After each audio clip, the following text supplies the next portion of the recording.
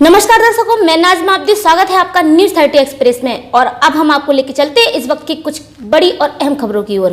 कन्नौज में 10 अगस्त को कुतलुपुर मोहल्ले में फांसी लगाने वाले युवक की उपचार के दौरान मौत के बाद परिजनों ने कोतवाली का घेराव किया। चौकी इंचार्ज और अन्य लोगों के ऊपर कार्यवाही की मांग करते हुए सभी लोग कोतवाली पहुंच गए थे। पुलिस प्रताड़ना के कारण फांसी लगाने का आरोप है। बताते चलें कि पूरा मामला कन्नौज कोतवाली क्षेत्र के कुतलुपुर मोहल्ले का है, जहां पर बीते 10 अगस्त को चंदन नामक युवक ने फांसी लगा ली थी। चंदन के छोटे भाई और एक लड़की के बीच में संबंध है, जिसमें पुलिस शादी करने का दबाव बना रही थी। इसी के तहत यह भी आरोप है कि पुलिस के द्वारा 2.5 लाख रुपए की मांग की गई थी और मुकदमा दर्ज करने की बात की जा रही थी, जिससे प्रताड़ित होकर चंदन ने 10 अगस्त को घर के अंदर कमरे में फांसी लगा ली।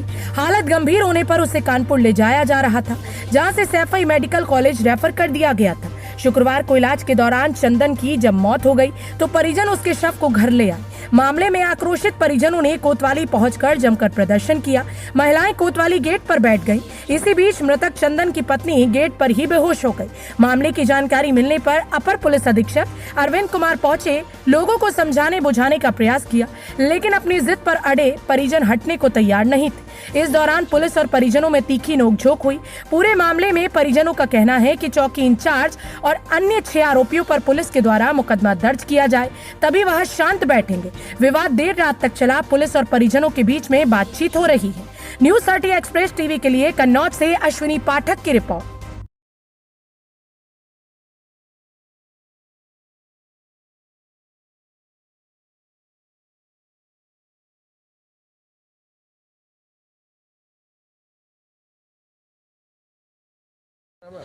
अंकित सिंह।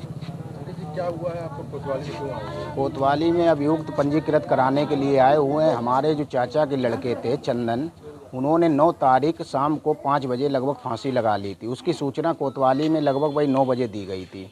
तो कोतवाली में ये बोला गया कि तुम्हारा अभियुक्त पंजीकृत कर दिया जाएगा, बट अभी तक कोई पंजीकृत नहीं किया गया। जो चंदन ने फांसी लगाई उसको 11 दिन तक सैफई मेडिकल कॉलेज में MICO में भर्ती रखा। आज वो ख़त्म हो चुके हैं।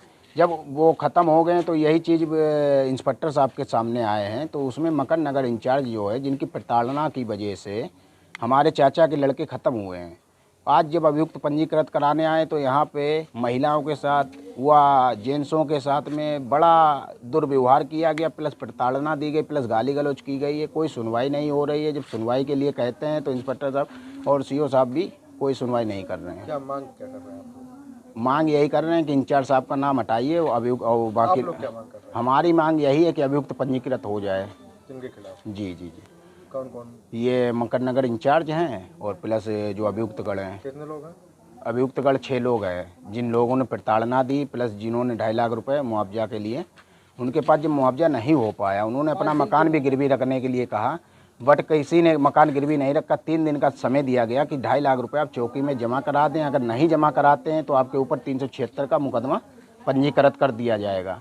जब उनके पास पैसा नहीं हुआ, ये बात बताने वो वहाँ पहुँचे कि साहब मेरे पास पैसा नहीं है, तो उनको धमकाते हुए बोला गया कि आप ये पैसा नहीं देंगे तो तुमको जेल भिजवा दिया जाएगा। 2 दिन तक हवालात में बंद रखा। आज अभी आप लोग आए हो जी, रात के करीब 12 बज रहे हैं, क्या हुआ है फिर यहाँ पर? क्या पुलिस ने? यहाँ पे यही है कि भगाया जा रहा है, मारपीट करके महिलाओं के साथ मारपीट कर रहे हैं। कोई सुनवाई नहीं हो रही है। महिला भी पड़ी हुई है, प्रार्थनी जो है जिसका पति मर गया, वो मर्दता हालत में बिल्कुल कोतवाली गेट पे पड़ी हुई है। अभी आपकी तहरीर आधार पर मुकदमा लिखा जा रहा है? नहीं लिखा जा रहा है।